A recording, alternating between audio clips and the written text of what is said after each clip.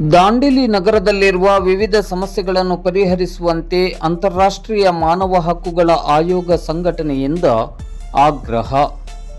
ದಾಂಡೇಲಿ ನಗರಸಭೆಯ ವ್ಯಾಪ್ತಿಯಲ್ಲಿ ಹಲವಾರು ಸಮಸ್ಯೆಗಳಿದ್ದು ಆ ಸಮಸ್ಯೆಗಳನ್ನು ಬಗೆಹರಿಸಲು ತ್ವರಿತ ಕ್ರಮ ಕೈಗೊಳ್ಳುವಂತೆ ಅಂತಾರಾಷ್ಟ್ರೀಯ ಮಾನವ ಹಕ್ಕುಗಳ ಆಯೋಗ ಸಂಘಟನೆಯು ಇಂದು ಮಂಗಳವಾರ ಸಂಜೆ 4 ಗಂಟೆ ಸುಮಾರಿಗೆ ದಾಂಡೇಲಿ ನಗರಸಭೆಯ ಆವರಣದಲ್ಲಿ ಆಗ್ರಹಿಸಿದೆ.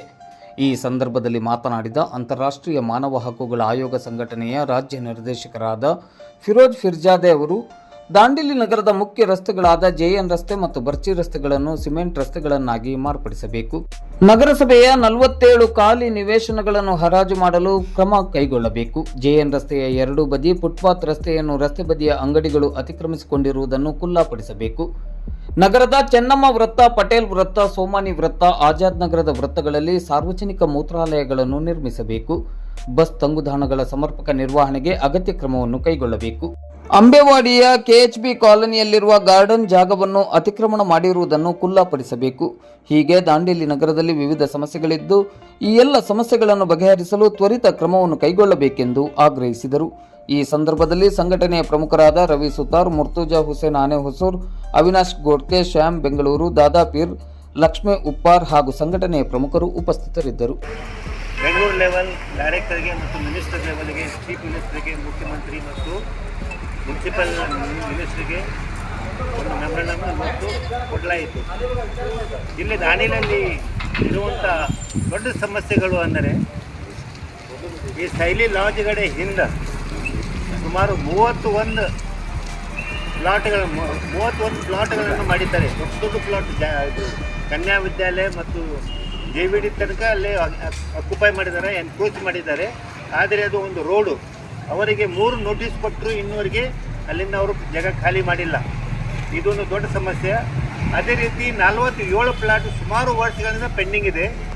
ಹಲವಾರು ಜನರು 3-4 ಪ್ಲಾಟ್ನಲ್ಲೇ ಈಗ ಮನೆ ಕೊಂಡಿದ್ದಾರೆ. ಅದಕ್ಕೆ ಸರ್ಕಾರವು ಇನ್ನೂವರೆಗೆ ಏನೂ ಮಾಡಲಿಲ್ಲ. ಸುಮಾರು 2 ವರ್ಷದಿಂದ ನಾವು ಈ ಹೋರಾಟ ಮಾಡಕತ್ತೀವಿ.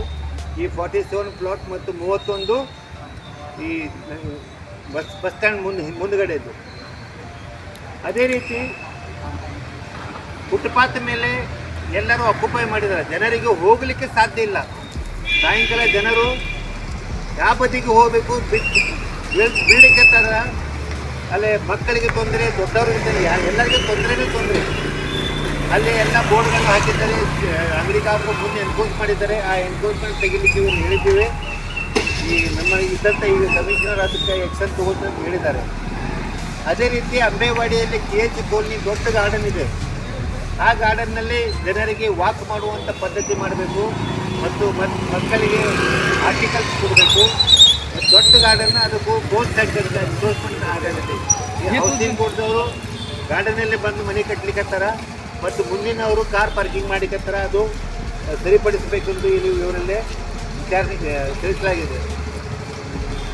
ಅದೇ ರೀತಿ ಹಲವಾರು ಸಮಸ್ಯೆಗಳು ಈ ದಾಂಡೇಲಿಯಲ್ಲಿ ಇವೆ. ಅದಕ್ಕೆ ಲೋಕಲ್ ಲೆವೆಲ್ನಲ್ಲಿ ಇದ್ದಂಥ ಪ್ರಾಬ್ಲಮ್ಗಳನ್ನು ಇಂಜಿನಿಯರ್ಗೆ ಮತ್ತು ಆ ಸಲೀಮಂತ ಇನ್ನೊಬ್ಬ ಅವರಿಗೆ 4-5 ಜನಕ್ಕೆ ತಿಳಿಸಲಾಗಿದೆ. ಅವರು ಒಂದು ವೇಳೆ ಒಂದಾನವನ್ನು ಕಾಲಿ ಒಂದು ವಾರದಲ್ಲಿ ಈ ಕೆಲಸಗಳನ್ನು ಮಾಡದಿದ್ದರೆ ನಾವು ದೀರ್ಘ ಹೋರಾಟ DC ಆಫೀಸ್ ಎದುರುಗಡೆ ಮಾಡಲಾಗುವುದಂತೂ ಈ ಪತ್ರದ ಮೂಲಕ ತಿಳಿಸಲಾಗುವುದು.